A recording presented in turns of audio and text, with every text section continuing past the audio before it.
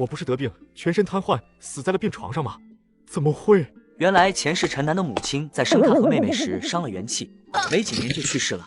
父亲是钢铁厂职工，工厂事故中去世。父亲去世后，抚恤金没几天就被他输光，厂里给家属分了一个上工名额，但由于他的劣迹，名额只能给妹妹陈北。可惜他竟把名额以300块钱卖给了大伯家，没了招工名额，兄妹俩只能去偏远农村插队，连厂里的房子也被二叔家占了。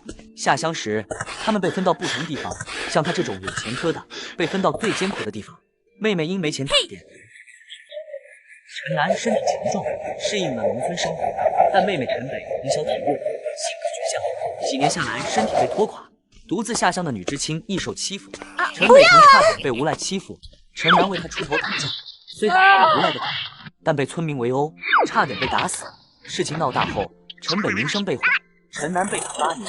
后来高考恢复，妹妹考上京都大学，但她身体已被拖垮，大学毕业后病逝，也未能见她最后一面。出狱后，她在妹妹面前痛哭，悔恨未照顾好她，直到生命终结，陈楠内心依旧被悔恨冲击。没想到他一睁眼，竟回到了最初。前世做了不少混账事，间接害了小妹的一生，我应该要负上大半责任。这300块钱，上辈子彻底改变了我和小妹的命运。当时拿了钱后，被狐朋狗友拉去赌钱，发现被针对，离开后察觉被跟踪，把钱塞进下水道，溜进小巷就被打昏了。我得赶快回家。陈北，钱我都已经给你割了，工会刘主任那边也打过招呼，只要你在这张同意书上签字就行了。咋的也得等我哥回来再说。那混账玩一整天在外面野，再加上手上刚得了那么多钱，不败光他能舍得回来吗？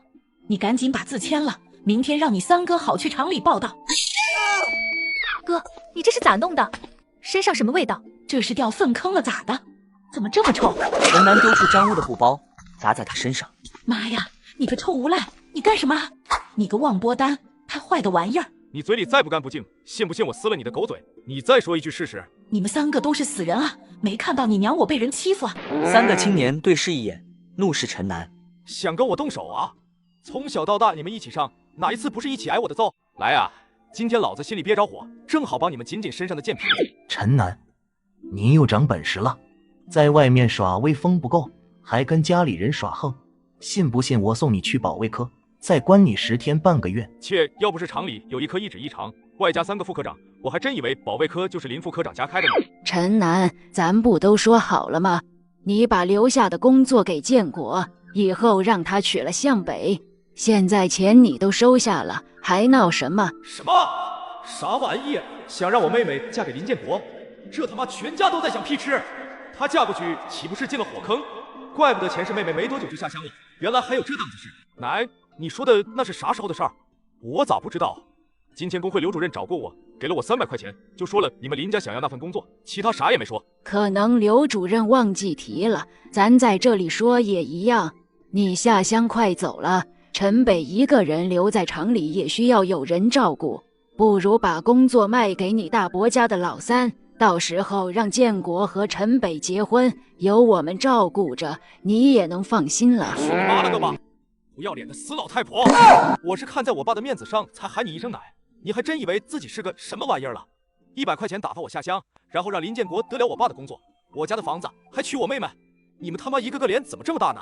刘主任给的钱都在哪？拿着钱赶紧从我家滚出去，走慢一步，老子一个个敲断你们的狗腿！你个混账东西，不孝的玩意儿，你敢朝我伸爪子？来，你打死我，我马上就让保卫科的人来抓你。行，不走是吧？小北，去厨房把菜刀拿来，今天我就把姓林的一家都埋在这个屋了。他跑进厨房，拎出菜刀，嘎人了，嘎人了！林家众人被吓得跑下楼，邻居们哄笑。田向南拎着刀吓唬一番，转身进屋，重重关上房门。哥，算了吧，被你这一下，他们最起码也会安定一段日子了。他亲奶奶以前逃难到乡下时与林家是邻居，生病去世之前把陈父托付给了林家老太婆。当然这一切都是有条件的，他们全家的家产都给了林家。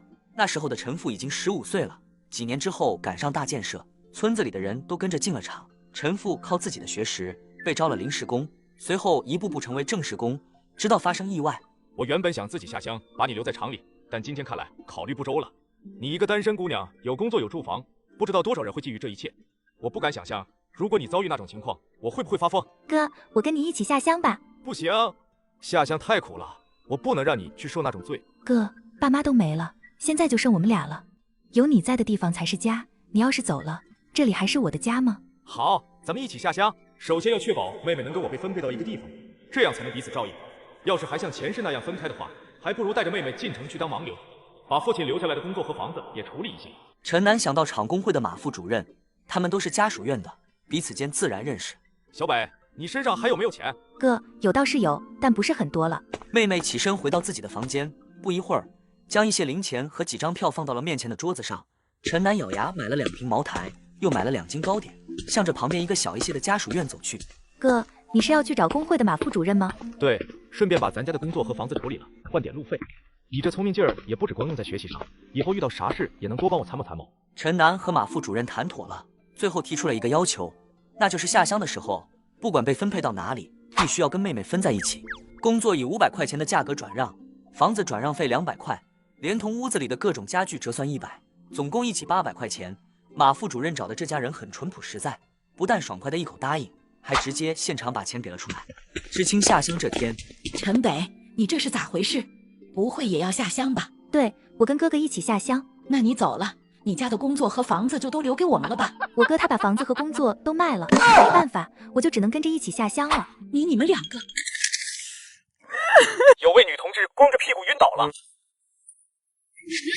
不用了，我没事。这里应该没有人坐吧？没有。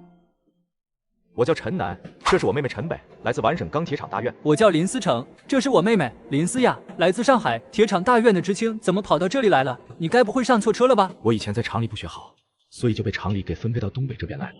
我妹妹可是个好孩子，就是家里没人了，留她自己一个人在家我不放心，所以干脆带着一起下乡了。你们也是被分配到哈市下面的小县城里的？看样子我们这一个车厢里面去的应该都是一个地方。我奉劝你们2个离那2位少爷小姐远一些，免得惹祸上身。你谁啊？家住海边吗？哥，你这话啥意思？什么家住海边？管地宽呗。他跟我们都是上海的，家里情况都差不多，2家以前还是故交，从小就认识，一起上学。后来他就主动跟家里人断绝了关系。大义灭亲啊！新时代的进步青年要和他们划清界限。所以你这位新时代的进步青年，为什么会跟我们这些人出现在同一间车厢里，还被分配到同样的地方？像你这么有觉悟的人，肯定是主动申请去最艰苦的地方去参与建设与再教育的。怪不得会跟我们一起过来，您的觉悟实在太高了，真不愧是新时代的四有青年，在下佩服佩服。高曼气得无言以对，最终哼了一声离开。大家都是第一次做人，出门在外，没有人会像你爹娘一样惯着你。百善孝为先，一个连父母都能抛弃的人，真不知道他到底是个怎样的心思。以后离这样的货色远一些，这种人思想有问题，保不齐什么时候就把你给坑了。林兄弟，你知不知道这次咱们被分配到什么地方？我们这次要去的是一个老山区里新组建的生产大队，是由周围原本的4个小生产队合并而成的。由于是在老山区里，所以经常会闹狼灾、野猪狗熊啥的，偶尔也会到村子里面捣乱伤人。原本的小生产队里人少，抵抗不了，每年都会有伤亡，所以他们县里就决定把4个小的生产队搬迁到一起，合并成一个生产大队，这样既可以集中力量生产，也能抵挡山里的野兽，也更方便管理。由于是大几百人的生产大队，所以分下去的知青也就多了一些。具体的地址你知道吗？好像是叫木兰县，一个非常偏僻的老山区里面，3面环山，附近还有个林场，再具体的就不知道了。陈楠心情压抑，起身走向车厢尾部，隐约听到厕所里传来说话声。这都已经从首都出发了，再不想办法的话，咱们就真的要去东北了。没事，我打算先这样，然后再那样。哥，这么快就回来了？厕所被人占了，我等会儿再去。高曼和王芳从厕所出来。小雅，我去下厕所。高曼和王芳起身，王芳延缓林思成脚步。高曼进入厕所。我也去抽支烟。高曼，别急，有位女同志光着屁股晕倒了。不用了，我没事。高曼匆忙扣领口，狼狈离开。谢了，陈楠。看出来了，哪有人上厕所解上衣的？这女人脑子有问题。老林，你缺少社会的毒打，人心是最复杂的东西。哥，那人都把我们家害成什么样了？你不会还没看清楚高曼的为人吧？瞎说什么呢？我当时就是一个没反应过来，多亏陈楠拉了我一把。确实不能怪你哥，那女的太豁得出去了，脸都不要了。你们以后离那女的远一点，她为了自己的利益，什么事情都做得出来。火车行驶了1天1夜后，停靠在木兰县火车站。不对吧？怎么在这里停下了？火车怎么在这里停下了？火车锅炉坏了，不能再往前走了。那咋弄？难不成要走回去？不行，走夜路会遇到狼群，太危险了。哥，真的有狼？没事，这么多人在呢。这都已经快半夜了，如果在敞开的车厢上过夜，夜里人非得冻出问题不可。我知道附近有个山洞，我可以带大家去那里凑合一夜。留下来的人遇到狼群怎么办？火车头很安全，野兽进不来。大家跟紧队伍，千万别掉队。听见狼叫声很正常，不用害怕。吴师傅，青山林场规模很大吧？不，林场是前年才开的，铁路是以前军工厂用的，快到了，上次剩下的粮食可能还有。吴师傅，你们常在那山洞休息？这段路邪性，以前火车老在这儿出问题，老花子活着的时候还能帮忙修理。听说以前还是哈学院的傻副教授呢，后来家里受了冲击之后，脑子好像就有了问题，一个人躲在这小青山下面的山洞里，就靠打猎采参为生。只不过几个月前就病死了，还是我们林场的火车坏到这里去找他，这才帮他处理了后事。老花子是大学教授，靠打猎采参为生。这山洞早就有了，可能是动乱时期为了躲避扫荡挖的。老花子前2年才住进来，男左女右，结伴去林子里解决问题，然后用火堆堵住洞口。田向南和林思成进入山洞，发现洞内有生活痕迹，隐居的世外高人啊！看破红尘，蜗居一隅也是种生活。这是什么？言情，我的世界已经完全昏暗了下来，再也看不到丝毫光彩，所以我必须给自己找点事情做，给自己一点动力，哪怕只是为了证明我还有思想，而不是行尸走肉。为什么试验结果竟颠覆了我的人生？难道世间真有鬼神之力？不，我宁愿相信是药物融合成了催化剂，这才是最科学也最合理的解释。这啥玩意儿啊？没头没尾的，怪不得说老花子脑子有病，记录都写不明白。推出的农作物口感更好，我上报了发现，没人相信我。疯的不是我，是这个世界。救命啊！有狼！别跑死，快回山洞。哥，真的有狼！快撤！所有人退回山洞。人都齐了吗？吴师傅，你安的什么心？带我们来喂狼吗？不知好歹，你们冻死车厢里就高兴。可这里确实有狼啊！怕狼就滚回城里去，慌什么？点火堆。好家伙，随身带汽油！火焰腾空而起，热浪驱散恐惧，山洞渐渐回满。上集说到，知青下乡，火车损坏，山洞偶的乌油传承，火焰驱散狼群。陈南一觉醒来，发现天已大亮。吴师傅，咱们什么时候出发？我们得等机修工，你们大队会派人来接。那这儿离青山大队多远？沿着铁道走10来里路吧。什么？走10多里雪路？同志，你是来接我们的？大队长让我来接人，想去青山大队的就自己跟上，不想走的也可以留在这里等火车修好。不过要等1天还是3天，那就很难说了。得，看来得靠2条腿了。走吧。女社员扬长而去，只剩4名知青跟上。走，我们先跟上去看看。陈南，这山里可有狼啊？看见没？马背上有枪呢。这位女同志是民兵，东北猎户带枪不稀奇。同志好，我是陈南，这是我妹妹陈北，叫我林青就行。林青盯着陈北的脸，哥，他怎么老看城北？不清楚。陈北，你是陈庆云大夫的，你认识我父亲？12年前县医院会诊，先赶路吧。林姐，咱青山大队现在怎么样？记住，到了大队先去找赵大队长，别说认识我。姐，给咱说说青山大队啥情况呗？到地方不就知道了。路上闲着也是闲着，就当唠嗑嘛。行吧，咱那原是林家屯，3面环山1面水，从没饿死过人。后来建了兵工厂，县里把周围3个屯并过来成立大队，还有供销社和卫生所。今年还要建小学。其他屯的人愿一般，平原沃土谁不想要？土地怎么分？老户保田，新户开荒。在满是积雪的山里行进，其困难程度是无法想象的。陈南虽然已经有心理准备，可真正走起来几个小时之后，还是让他有种痛不欲生的感觉。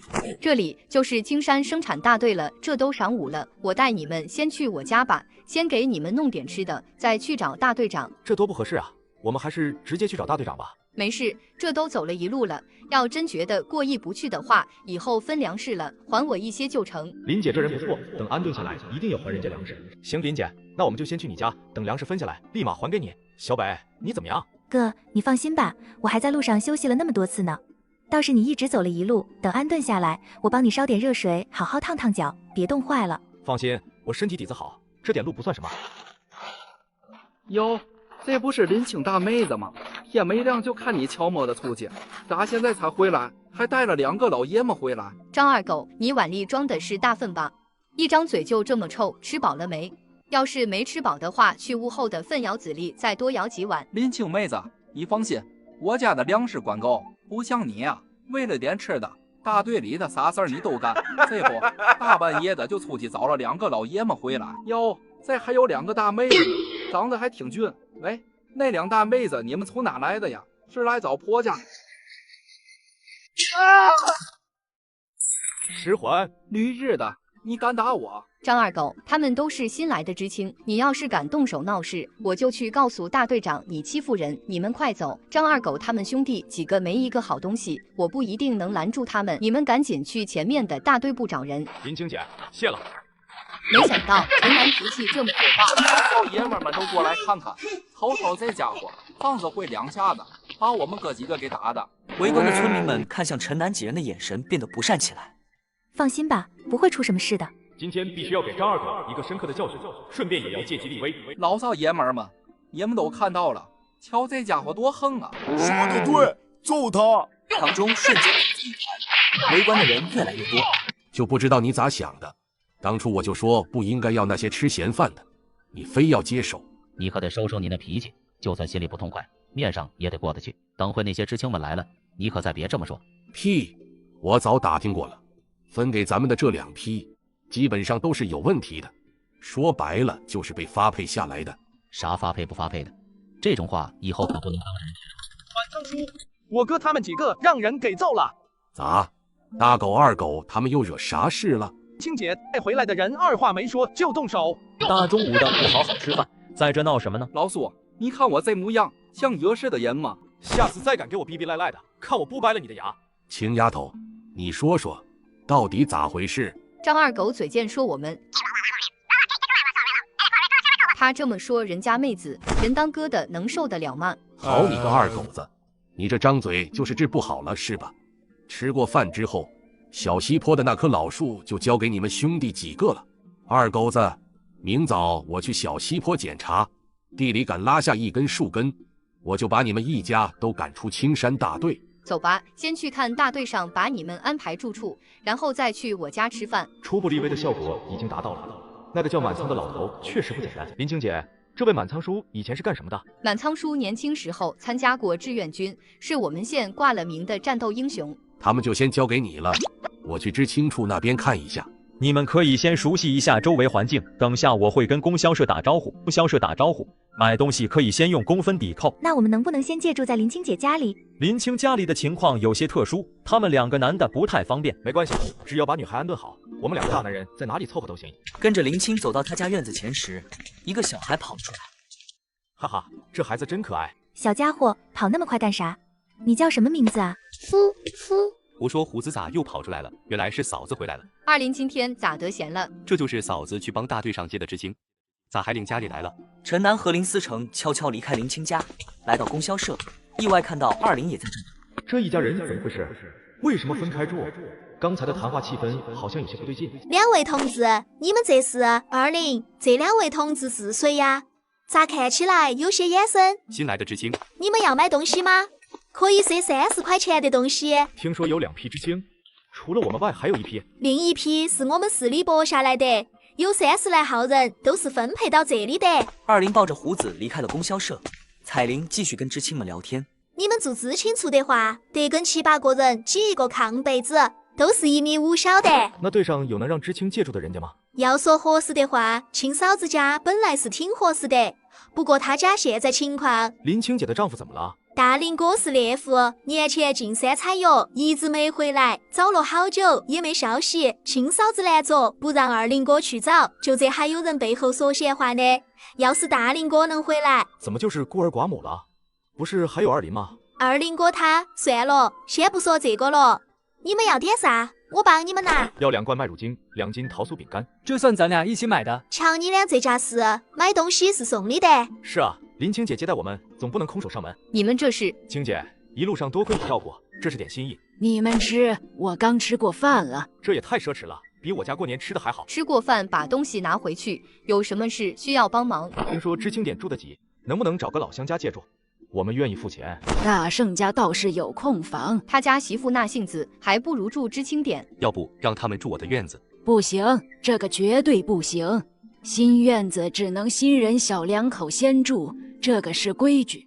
这是咱这的忌讳，让外人先住会影响家誉。这种迷信规矩真麻烦，但现在也只能尊重他们。2个姑娘可以住这边厢房，你们2个小伙子自己想办法吧。没事，我们大老爷们随便凑合就行。娘，厂里给了2个转正名额，主任找过我了。真的？你能端上铁饭碗了？转正就得常驻厂里，回来的时间更少了。这有啥？工作要紧啊，家里有我照顾，20你就安心工作。娘，我转正后院就空了，要不转给知青同志？20哥回来可以住我们那儿。这可是早晚会有人打院子主意，不如现在转出去。价钱您说了算，绝对不让您吃亏。这事还得林书记和张老叔点头才行。坏了，那2位可不太好说话。这些药材都是我哥留下的，以后就没用了。陈楠，商量个事，买房钱我出一半，但不能说让我妹和陈北住一起吧？你不准备住这？当然要住啊。行。房钱对半，女孩住正房，咱俩住厢房。林青带着张大队长来了，想买这院子没戏。老叔，听说我要转正了。好啊好啊，晚上陪你喝酒，但房子只能转给本大队的人，我帮你问问其他人。我们知青不是大队的人吗？见张大队长不理，陈楠开始讲故事。我爸走后，亲戚想霸占家产，我才带着妹妹下乡。张大队长脸色逐渐缓和。我们是真心想在青山大队安家的。那就把你们户口都转过来吧。不是说不回城里吗？那就把户口转过来呗，不然你刚才就是骗我。行，落户就落户。你小子该不会事后反悔吧？那这样，我们要是离开大队，院子就收回。成交。这院子成本160，公分折算后的。你们俩手上要不宽裕的话，我可以先借给你点。这老头终于接纳我们是自己人了。有事就来找我，但是千万别给我惹事。哥，这钱青姐，你们自家人回头再分，我们得赶紧去买日用品，晚了知青们该把供销社抢空了。刚出院子就看到大批知青扛着行李像行军一样涌来。注意看，只因这个精神小伙下乡插队的第1天就不穿裤衩子，被这位沪上名媛化身东北名豆包，3分钟被堵7次。林思成，早知道跟我们一起坐火车多好，一路上是不是走得很辛苦呀？早知道还不如留着跟我们一起坐火车过来呢，不也就是前后脚的功夫。据林思成所说，眼前这女的就是把他家害成这样的元凶，居然还能厚着脸皮装作没事人一样攀谈。更何况来到半路上他还想陷害林思成呢，转眼又给选择性的忘了。这种能耐，我真好奇对方的面部结构到底是咋长的。走山路也是一种锻炼。看你这样子，应该是安顿好了。你现在要去做什么？对，我们已经安顿下来了，来供销社这边买点日用品之类的。过了没几分钟，他们就看到林思成他们手里拎着锅碗瓢盆之类的东西出来，向着屯子的东北方向而去。知青点还需亮2天，大家先住粮库。粮库那咋住啊？除了稻草能保暖，一会还能去供销社赊30块钱日用品。男左女右分开住，稻草马上运来了。任命赵大虎、孙美兰当队长。大队长同志，我想问林思成他们住哪？他们已经不算知青了。陈家兄妹买了院子落户了。这番话引起轩然大波。姓陈的疯了？不是，我没别的意思。瞧不上我们农村，你们思想才有问题。姓陈的有病吧？就算是现在在这里能够有了房子又怎么样？难道真就一辈子留在这里做一个苦哈哈的泥腿子？陈家兄妹把自己回城路都断了，为了个破院子值得吗？真是一对傻子。此时陈家小院，陈楠正翻看从山洞中得到的药材日志，对比院子中的药材，那是当归会拉肚子的。老林，你认识药材？外公是大夫，认识些常见药材。快看看日志上的方子，院里药材能凑齐吗？这个秦之经方子，五味子川山龙啥的配一起，怕是要吃死人。反正现在也无聊，随便弄出来看看呗。老林，你帮我看着挑点药材。过了10来分钟，林思成捧着几种药材走了进来。那我按日志上面的比例弄的，不过这上面可没有记载煎药的手法。没事，那就一锅炖了呗。这家伙哪来这股绝劲？按比例减量啊，加1碗水煎成小半碗就行。老林，你家具体做啥的？搞国际航运的。哎，可惜了，再多熬几年吧，过几年就太平了。想想也知道，有这样的背景，林家这几年的日子肯定不好过。即便没有那个什么高慢揭发，他们也注定要受到牵连。但愿吧。终于煎好了。东北方向，走去看看。老三，咋回事？新来的知青干仗了，张老叔放2枪才分开。咋回事？能咋？还不是两派给闹的。行啊，在城里没闹够，来到乡下了，还要接着闹是吧？来几个人，把躺着的那几个送到老瘸子那去，其余的那些个都给我分开关到2个仓库里去，每天给他们一人丢个窝窝头，饿不死就成。没有我和满仓的话，谁也不准给放走。我们是下乡的知青，你们凭什么把我们关起来？到了我们青山大队还敢蹦窜，信不信老子打断你2条腿？你敢？把人都给我关进去！咋打成这样？老陈，你知不知道林书记说的是啥意思啊？关于这点，我还真的知道。所谓的两派，指的是东北这边的炮派和汉派，这其中的恩怨跟你们那边的秦派与傅派有些相似。这样说你明白了吗？以前也偶尔听过东北这边闹得很凶，没想到还真是百闻不如一见。以后离这些人远一点就行了，以免被卷进到麻烦里。林思成，思成哥，我能不能住去你们那里？这里真的太可怕了，那些人……抱歉，我们也是借住。一路上又讨论了几句，很快便回到了自己印地，好像是山鸡，快抓住他！还有一只野山鸡。老陈，咋了？你看这啊！老陈，你的意思是那2只野鸡不是偶然飞过来的，而是被这玩意吸引过来的，专门飞过来吃这东西的？你看，先前是按照这个方子配的药，对吧？禽意思会不会指的就是飞禽？野鸡也是飞禽，对吧？所以才会对这玩意感兴趣，才会被吸引过来。要照你这么说的话，那这个兽之精指的就是野兽，能弄出吸引野兽的药物。还有这个木之精是指什么？还有这个灵之精，还有后面这个灵之精。木之精指的也或许是花草树木，灵之精的话指的是鱼，又或者泛指水里的生物。至于灵之精的话，就有些不太好猜了。要真像你解释的那样，按照这上面的方子，能够弄出吸引各种动物飞禽的药物，那还真算是很不错的意外收获了。确实，不过当务之急，咱们还是要想办法试验一下这几种药物的效果到底怎么样。毕竟使用药物熬制也是有成本的，要是效果不强的话，还不如在野外撒一把苞米呢。按照这上面那个老疯子的记载，从对方字里行间的语气来看，这个玩意儿的效果似乎是给了他很大的信心和意向啊。你们这是看热闹回来了，我来把药材都收一下，让你们院子里也宽敞些。青姐，来，我们来帮你。对了，晚上你们也别忙活了，都来我家和大伯还有老叔他们一起喝点，能混个脸熟，以后分工的时候也照顾些点。行，那就谢谢青姐了。老陈，野鸡，青姐，刚刚有只野鸡飞到院子里来的，让我们给逮住了，正好晚上也添个菜。彩玲，帮我拿2瓶酒。咋？今天刚到乡下来，晚上还要庆祝呗？要啥酒？咱这有白云、绵竹，还有本地的大曲，本地的不要票。这不是青姐晚上也让我们去她家吃饭，再加上书记和老叔也在，我就想着带上2瓶酒过去。要不说你们城里人讲究呢？对了，刚才20也过来叫我去吃饭，听他那意思，他家的院子转给你们了。你也去吃饭？那咱们刚好一起过去吧。对。我和我妹妹刚到乡下来，也是缺个落脚的地方，也算是赶巧了。也行吧，那院子转给你们，也算是个不错的结果了。咋？听你的意思，这中间还有啥门道？我可没别的意思，那院子是个好的，原本就是大林2口子起的新房，给20结婚用的。不对，这中间肯定有啥事，咱也是实在人，你就给我好好说道说道吧。其实也没多大事，大林哥以前是我们屯子上出了名的能干的。不光地里得活，是一把好手，打猎、采药啥的也都样样在行。屯子合并了大队之后，几年下来，他家的日子就过得红红火火，还给20兴起了院子。可这年头，干啥也止不住有眼红的人。自从年后他进了林姊妹杏儿了以后，屯子里的各种话也就传了出来，说大林走了以后，20就和他嫂子咋了的。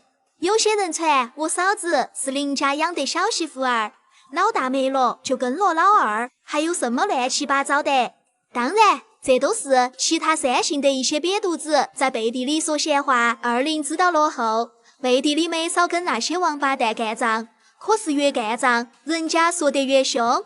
后来20就在厂子里回来的次数也越来越少，就是不想听那些瘪犊子说闲话。既然有人说闲话，那20自己找个媳妇回来结婚不就成了？你说的轻巧，媳妇还能从天上掉下来？你们大队上或者是20工作的厂子里，难道没有合适的女孩吗？你瞅我干啥？我和20从小光屁股一起长大，太资的了。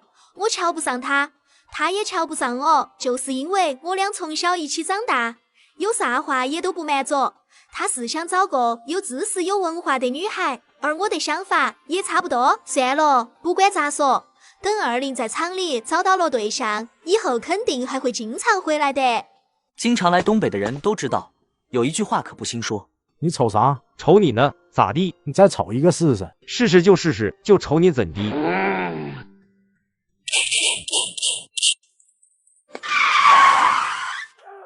老三，咋回事？新来的知青干仗了，张老叔放2枪才分开。咋回事？能咋？还不是两派给闹的。行啊，在城里没闹够，来到乡下了，还要接着闹是吧？来几个人，把躺着的那几个送到老瘸子那去，其余的那些个都给我分开关到2个仓库里去，每天给他们一人丢个窝窝头，饿不死就成。没有我和满仓的话，谁也不准备放我们是下乡的知青，你们凭什么把我们关起来？到了我们青山大队还敢蹦窜，信不信老子打断你2条腿？你敢？把人都给我关进去！咋打成这样？老陈，你知不知道林书记说的是啥意思啊？关于这点，我还真的知道。所谓的两派，指的是东北这边的炮派和汉派，这其中的恩怨跟你们那边的秦派与傅派有些相似。这样说你明白了吗？以前也偶尔听过东北这边闹得很凶，没想到还真是百闻不如一见。以后离这些人远一点就行了，以免被卷进到麻烦里。林思成，思成哥，我能不能住去你们那里？这里真的太可怕了，那些人……抱歉，我们也是借住。一路上又讨论了几句，很快便回到了，好像是山鸡，快抓住他！还有一只野山鸡。老陈，咋了？你看这啊！老陈，你的意思是那2只野鸡不是偶然飞过来的，而是被这玩意吸引过来的，专门飞过来吃这东西的？你看，先前是按照这个方子配的药，对吧？禽意思会不会指的就是飞禽？野鸡也是飞禽，对吧？所以才会对这玩意感兴趣，才会被吸引过来。要照你这么说的话，那这个兽之精指的就是野兽，能弄出吸引野兽的药物。还有这个木之精是指什么？还有这个灵之精，还有后面这个灵之精。木之精指的也或许是花草树木，灵之精的话指的是鱼，又或者泛指水里的生物。至于灵之精的话，就有些不太好猜了。要真像你解释的那样，按照这上面的方子，能够弄出吸引各种动物飞禽的药物，那还真算是很不错的意外收获了。确实，不过当务之急，咱们还是要想办法试验一下这几种药物的效果到底怎么样。毕竟使用药物熬制也是有成本的，要是效果不强的话，还不如在野外撒一把苞米呢。按照这上面那个老疯子的记载，从对方字里行间的语气来看，这个玩意儿的效果似乎是给了他很大的信心和意向啊。你们这是看热闹回来了，我来把药材都收一下，让你们院子里也宽敞些。青姐，来，我们来帮你。对了，晚上你们也别忙活了，都来我家和大伯还有老叔他们一起喝点，能混个脸熟，以后分工的时候也照顾些点。行，那就谢谢青姐了。老陈，野鸡，青姐，刚刚有只野鸡飞到院子里来的，让我们给逮住了，正好晚上也添个菜。彩玲，帮我拿2瓶酒。咋？今天刚到乡下来，晚上还要庆祝呗？要啥酒？咱这有白云、绵竹，还有本地的大曲，本地的不要票。这不是青姐晚上也让我们去她家吃饭，再加上书记和老叔也在，我就想着带上2瓶酒过去。要不说你们城里人讲究呢？对了，刚才二林也过来叫我去吃饭，听他那意思，他家的院子转给你们了。你也去吃饭？那咱们刚好一起过去吧。对，我和我妹妹刚到乡下来，也是缺个落脚的地方，也算是赶巧了。也行吧，那院子转给你们，也算是个不错的结果了。咋？听你的意思，这中间还有啥门道？我可没别的意思，那院子是个好的，原本就是大林2口子起的新房，给二林结婚用的。不对，这中间肯定有啥事，咱也是实在人，你就给我好好说道说道吧。其实也没多大事，大林哥以前是我们屯子上出了名的能干的，不光地里得活，是一把好手，打猎、采药啥的也都样样在行。屯子合并了大队之后，几年下来，他家的日子就过得红红火火，还给二林兴起了院子。可这年头干啥也止不住有眼红的人。自从年后他进了林姊妹杏儿了以后，屯子里的各种话也就传了出来，说大林走了以后，二林就和他嫂子咋了的。有些人传我嫂子是林家养的小媳妇儿，老大没了就跟了老二，还有什么乱七八糟的。当然这都是其他3姓的一些瘪犊子在背地里说闲话。二林知道了后，背地里没少跟那些王八蛋干仗，可是越干仗人家说得越凶。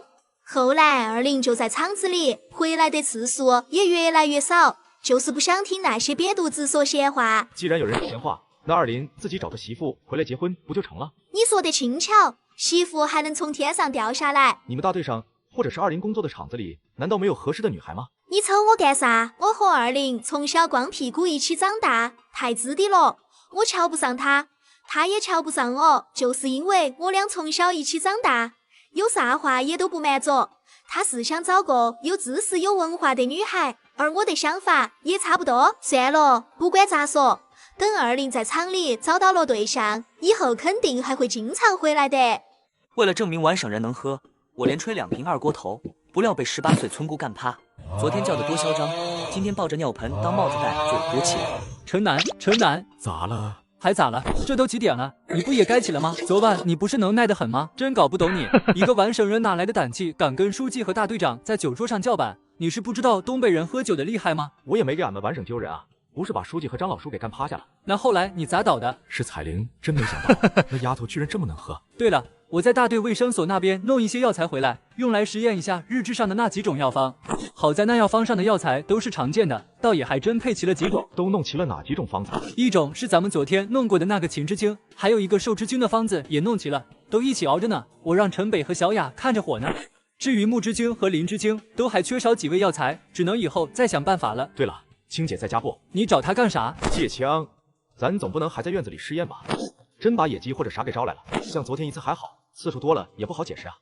再说了，万一弄出来的东西真能招来野鸡或者野兔啥的，咱总不能用手抓吧？这玩意儿究竟有没有效果还不确定呢，你想的还挺远。那是多准备一些总没坏处。什么？你要借枪？青姐，我打算和老林在周围转转，熟悉一下环境。不过咱们这是山里，说不定会碰到啥野兽之类的，带个枪保险一点。你会开枪吗？青姐，你放心，我会用猎枪的，而且如果不遇到危险的话，我是绝对不会乱开枪的。那你等着，千万别往山上去，山上不光有野兽，还很容易迷路。你也记得不能随意开枪，子弹都是有数的，少了跟大队上也不好交代。我保证不给青姐惹麻烦。真要是碰见兔子、狍子之类的，打2只也没什么，大队上也不会太计较。但要是碰见野猪啥的，你可千万不要手欠，趁早躲远点。哎，我知道了。你们俩小子干啥呢？老叔，您这大清早的带着知青们去干啥呀？干啥？上工去，省得他们有劲儿没处使，瞎闹幺蛾子。你小子，这是大林的枪吧？你小子把枪拿过来干啥？老叔，我跟老林都是刚到这里，怎么也得先熟悉熟悉周围的环境嘛。再说了，要是连周围的地头山口都不知道，那不是让人笑话吗？这不，我打算跟老林在周围逛逛，然后又听说山里面偶尔也会有畜生跑出来祸害，为了安全起见，我就跟青姐借了枪。老叔，你放心，只要不碰到野猪啥的，我绝不乱开枪，浪费子弹。呵，你要真能打头野猪回来，那也算你能耐了，就怕真碰见了，别被拱得满地爬。行了，你们2个休息1天吧，把家里拾掇拾掇，明天再跟着一起出工，在周围看看就行，可千万别往林子里跑。大队长，那2个也是刚来的知青吧？他们凭啥不跟我们一起去上工？他们刚搬到院子里，我给了他们1天的时间休整，所以他们想干啥就干啥，随便溜达也没关系。你们放心，等你们搬到知青点的时候，我同样会给你们1天的休整时间。城南，这里就差不多了吧？行，把东西拿出来吧。你准备咋试验？管他呢，咱就是来试试这东西究竟有没有用，只要能引出东西来，那它就是好的。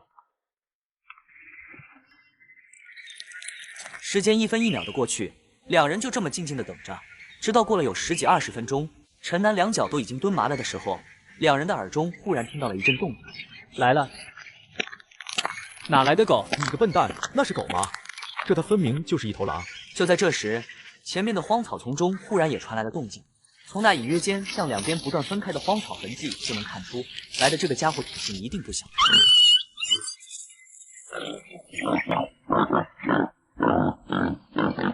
看到面前只剩下了一只大野猪，陈南眼睛却慢慢亮了起来，他慢慢取下背后的枪，上了膛。这么大的野猪，即便是5、6半，恐怕也很难一枪撂倒。毕竟自己又不是什么神枪手，也没有狩猎过这种大型动物的经验。况且野猪是群居生物，谁知道周围还有没有其他的？这东西可不像狼一样，枪一响就跑得远远的。万一又跑出来几只，或者只是将眼前这只打伤的话，那说不定还会将自己置于危险之中。重生一世，他考虑起问题自然会全面了许多。去找老苏，手上都抓紧点，起树的时候记得把下面的树根都挖干净，然后再从旁边运土把坑填起来。老叔，啥？你们碰到了一头大野猪？是有一头大野猪。赶紧带我去。啧，块头还真不小，也值当几个子弹了。老叔，能行吗？要不要帮忙？老叔，好枪法！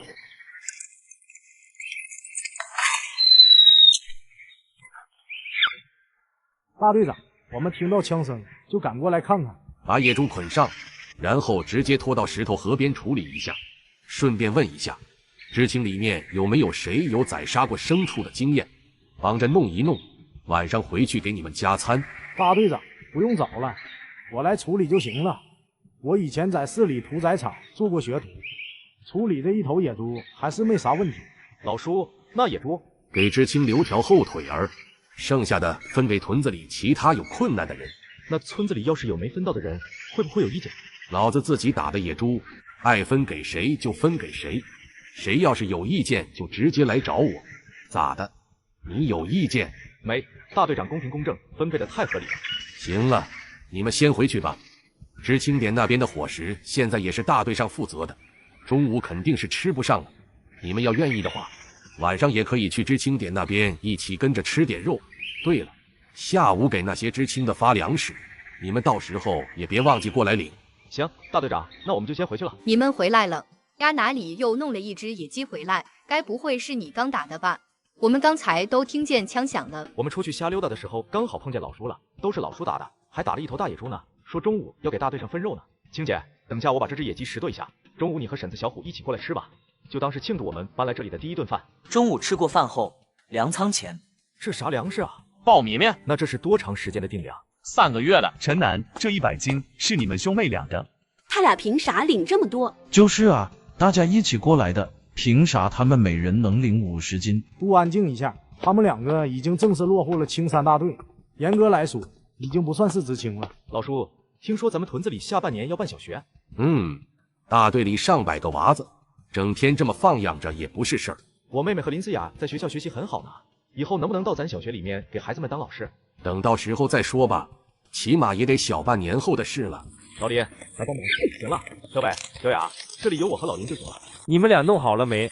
弄好了就赶紧让开，麻溜的。你是出门没带眼珠子，还是眼睛让屎给糊涂了？旁边有俩现成的，你看不到啊？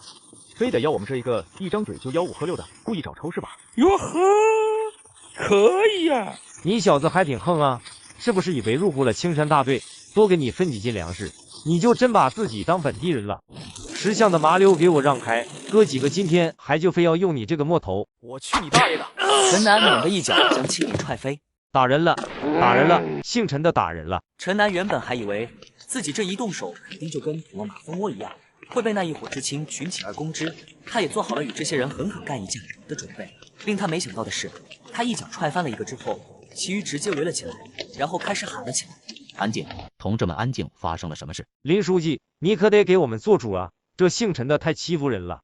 我们来磨面，里面那么多的木头他不让我们用，还动手打人，还有没有王法了？就是他霸占着几个木头不给我们用，还打伤我们的同志。林书记，你可得给我们做主。这个人也太霸道了，哪有这样的？这不是欺负人吗？林书记，这个人仗着入户了青山大队，公然欺负我们这些知青，你一定得给我们一个说法。林思成在后面看得目瞪口呆，他真的没想到面前这些人竟然这么无耻，联合起来在这里颠倒黑白，凭空诬赖。不是的，林书记，不是他们说的那样。林书记，可是，在那些人七嘴八舌的供述下，他一个人的辩解显得是如此的苍白无力。正当林思成还准备说些什么，手臂却被田向南一把拉住了。陈楠同志，他们说的都是真的吗？你真的在这里欺负人？陈楠撇了撇嘴，却没有回答林书记的话。来东北之前，我原本以为这边的男人都是老爷们，都是顶天立地的汉子，一个唾沫一个钉，放屁砸脚后跟，说啥是啥。直到碰见你们这些人，才让我对东北老爷们的印象大为改观。你们这些都是啥呀？没担子的老娘们，你们连老娘们都比不上吗？今天这究竟是咋回事？一个个心里没个逼数了。要是好勇斗狠的，攥着拳头跟我干一仗，我还高看了你们一眼呢。现在这是干啥？拎着粮食故意过来找茬，然后打小报告，告黑状。你们这种行为跟以前宫里的那些没卵子的断子绝孙的玩意有啥区别？他这一个比喻让面前的众知青们都黑了脸。瞅瞅着你们一个个长得人高马大的，真是白瞎了这身肉，白瞎你们生的那张嘴。一大老爷们整天不是告这个状，就是打那个报告，张嘴只管说，也不管臭不臭，熏人不熏人。我都替你们骚得慌，自己干了啥事都不敢承认，别说爷们了，你们这一个个的连男人都不是。来来来，你们一个个的都把裤子给脱下来，让大伙瞅瞅，是不是带把的？如果不是，那今天你们说啥是啥，怎么处理我也没意见。那个谁，刚才不就你能告状吗？小嘴巴巴的，来，你先给大伙脱一个。说得好，来给咱们脱一个，看看是不是真的没担子。听到陈南这一顿连损带骂，围观的那些村民和知青们都哄笑起来。以前在城里的时候，不管风光还是落魄，他们还从来没有受到这么恶毒的辱骂。此刻和他们一个个都红着眼睛，攥着拳头怒视着陈南，明显都处于了爆发边缘。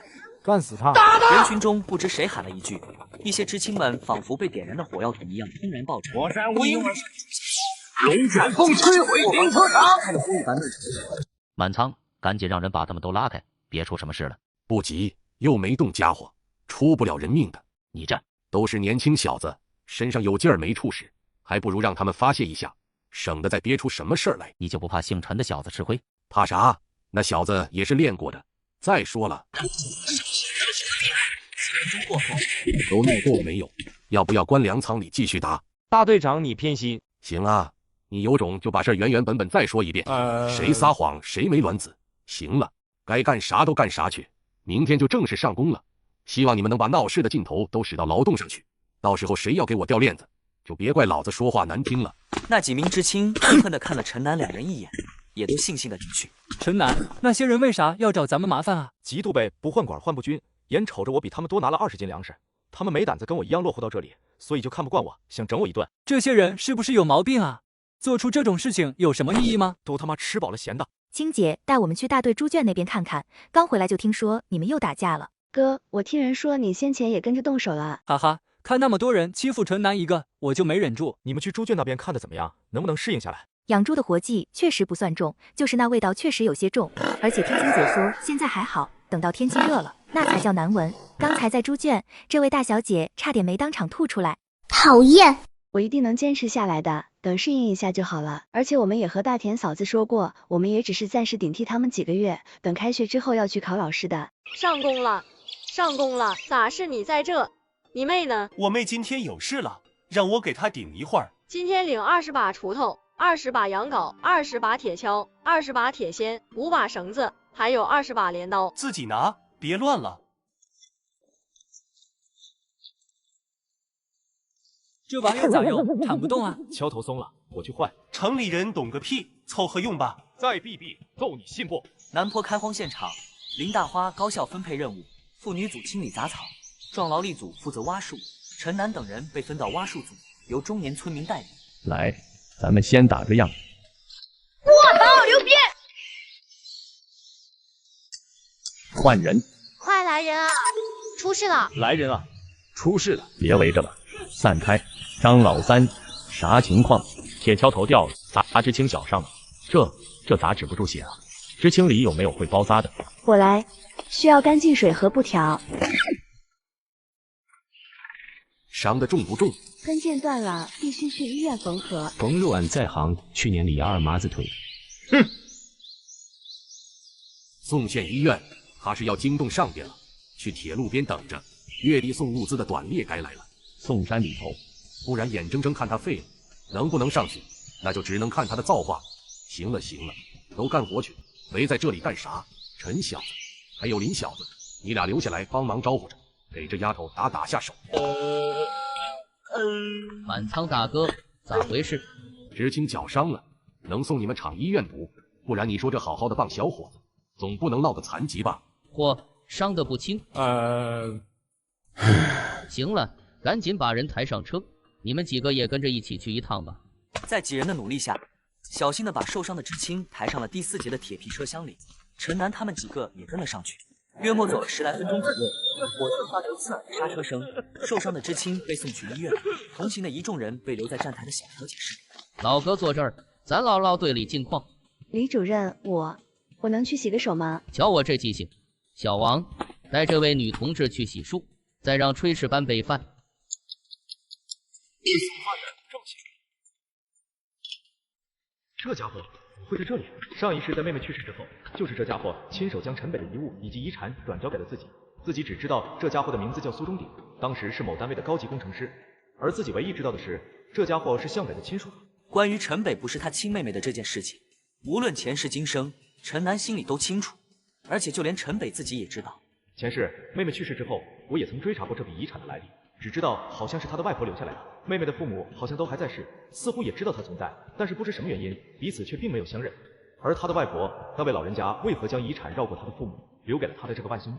陈南也并不清楚，而且据陈南对苏家有限的一些了解，苏家4兄弟昌、龙、鼎、盛，只有老三苏中鼎是走学术的，其他3位兄弟都是经商的，这其中也包括陈北的亲生父亲苏中盛。在这个时期，以他们家庭的背景，苏中鼎应该没有可能跑到东北山区一个原保密单位工作吧？可眼前这个家伙却实实在在的出现在了面前，真是百思不得其解。午饭过后，报告，伤员已送医缝合，医生说不剧烈运动就影响不大。走吧，上火车。这家伙还没听懂，医生说的不大影响，其实是肯定影响。回到队里，咋样了？幸亏遇上李副主任，不然这支青就废了。你这队长怎么当的？敲头自己掉的，这谁能想到啊？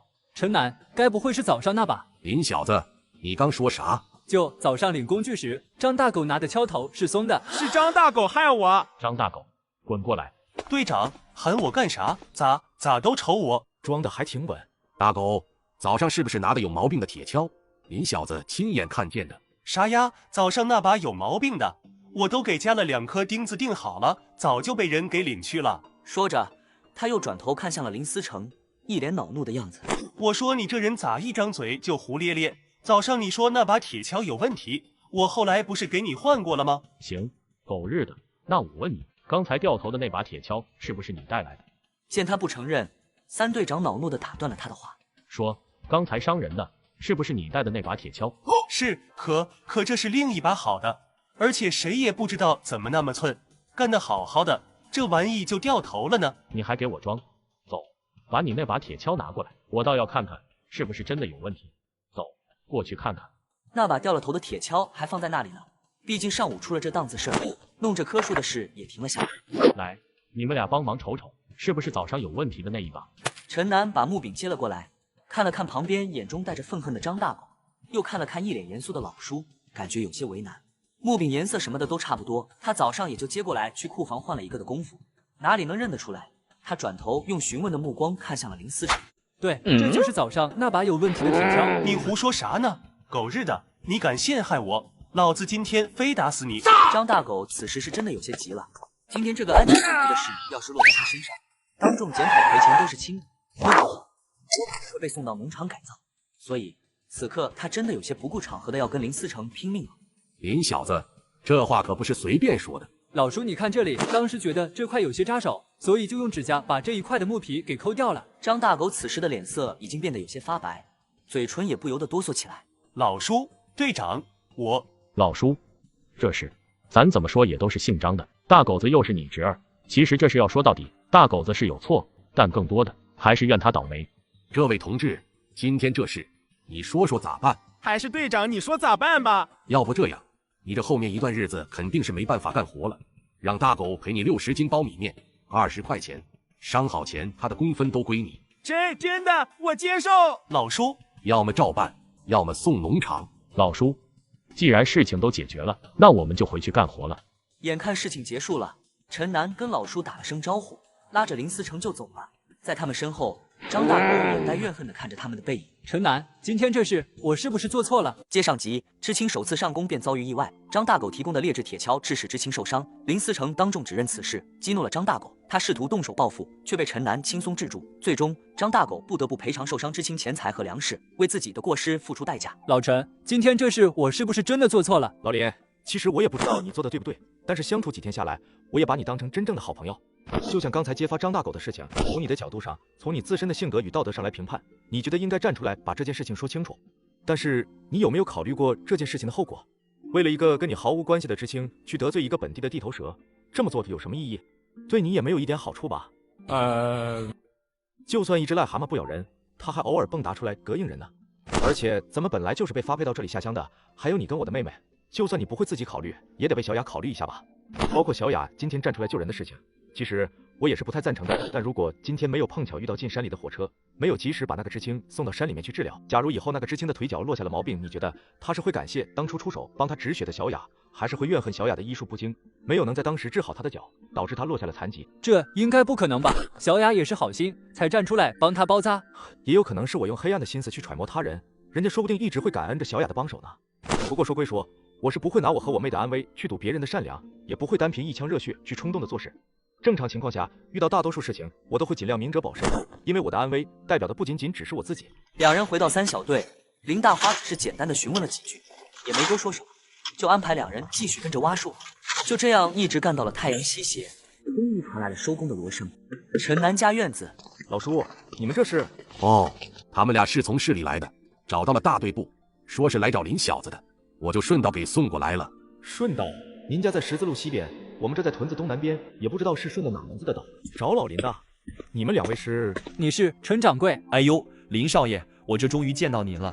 您这模样跟几年前变化还真有些大，要不开口的话，我都没敢认。听到中年人话语中的称呼，陈南好悬没笑出来，偷眼看了看旁边的老叔。现在可不兴这样的称呼了。那啥，既然是熟人，那有啥事咱就进屋里说吧。老叔，你也跟着进来坐坐。行了，人给你送过来了，有啥话你们自己说吧，我还要赶前回去吃饭呢。少爷，这位是？这是老陈，跟我一起下来的好朋友。现在住的这座小院子就是人家买的。严格说起来，我和小雅也算是寄宿在人家家里。哦，刚下来就买了院子吗？其实这是也算是赶巧了。这是我家的三小子陈轩，现在刚好在邮局工作。早上他整理邮件的时候，正好发现有我的一封信，就及时给我拿回来了。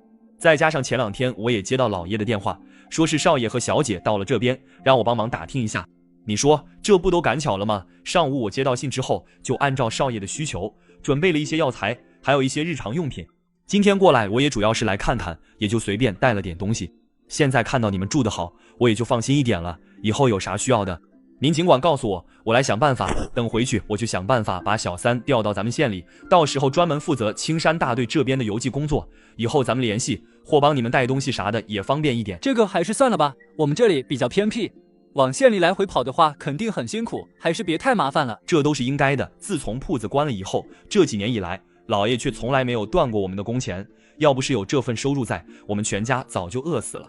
现在帮少爷做这点事情，又算得了什么？我跟我爹经过县里的时候，我顺道也在县邮局那边打听过了。咱们这边就因为在山里，以前都很少有包裹、信件啥的。眼下你们这里分了2批知青以后，再加上林场那边的规模也越来越大，也有很多外地的工人入住，所以县里也打算在你们这里设个邮递点。我还听说往你们这里跑的邮递员不但有补贴，再给配一辆大28，还给配枪。要是2天跑一趟的话，算起来真比我在市里的工作还要清闲。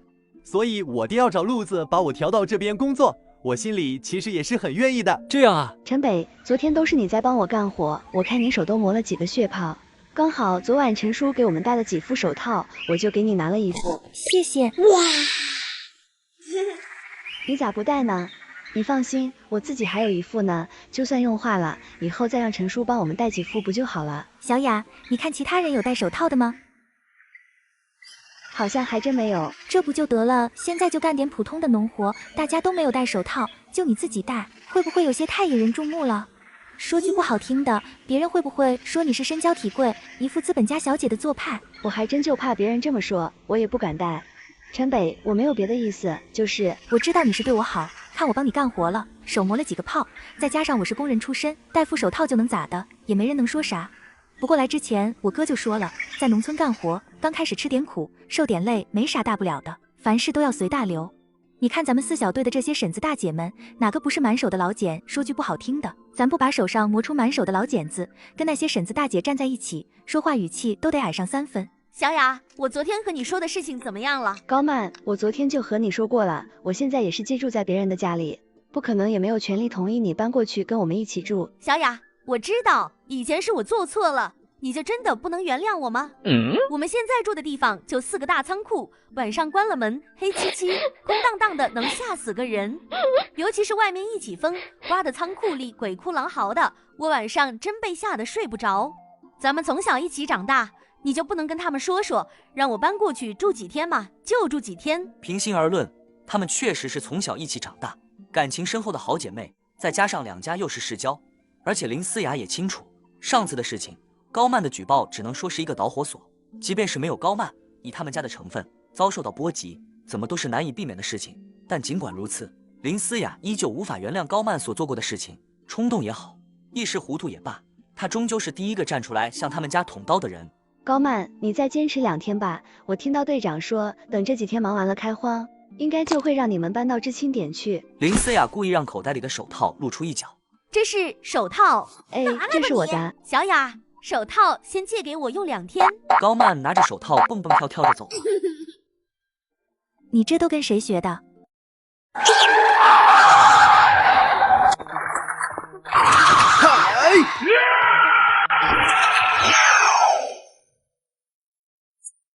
就这么一连过去了7、8天，陈南他们几个人也逐渐熟悉了地理。这天早上还没中午，陈南便窗外哗啦一声：“通知，由于下雨的原因，停工1天。”上次拜托林思成弄的药材，前几天陈掌柜过来的时候就已经带来了，只不过这几天一直在上工，也没有时间去实验。今天刚好是个机会。简单吃过早饭之后，他便直接拉着林思成进了屋，一起研究那个日志上的药方了。那决定好了，我们今天把那上面记载的灵芝经和木之经的2个方子都一起试验了。至于灵芝经的话，可以等雨势小了以后去和那边试验。老规矩，由林思成挑选好药材。陈南一头扎进灶间里，看着熬制。这玩意该怎么试验？要不往哪片草地上随便一浇试试？要不咱还是按照老疯子的那种实验方式吧。可咱们手上并没有什么能够培育的庄稼种子呀。上次彩铃过来的时候倒是带了2把瓜子，不过那玩意儿好像是炒熟过的，也不能用呀。陈南想了想，放下我，直接冒着雨冲出了院子。旁边空地边缘有几棵刚冒芽的野草，他便直接走了过去，伸手从根取出了2株。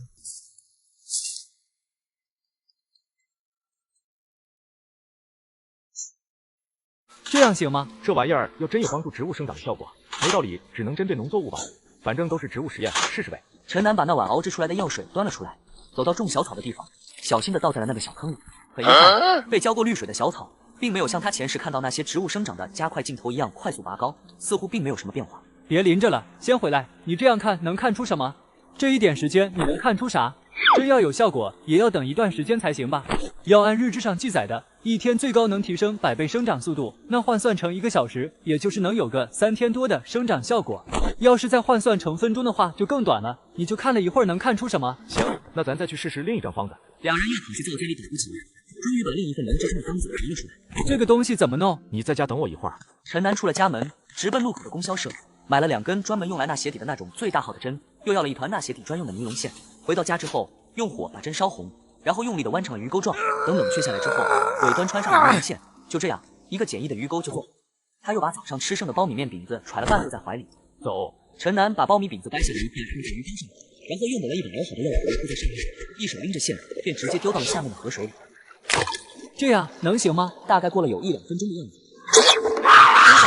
抓住了，抓紧！只见流淌的水面上，一条水线正在来回的游跃，还不时的在水面翻起一大团水晕。哈哈哈，这玩意儿还真挺灵的，今晚有鱼吃了。双手抓着尼龙线，开始慢慢的回收，那一端的拉扯力也在逐渐加重。随着一道轻微的沉闷声，陈南身子微微一颤，手中的尼龙线一下子便松弛了下来。好了，怎么会呢？我还就不信了。把绳子断口挽了一下，又穿上了另一只鱼竿，画着饼子，裹了一层药水，再次丢到桥下的水面里。仅仅只是又过了1、2分钟的功夫，尼龙线通过起水向外跑。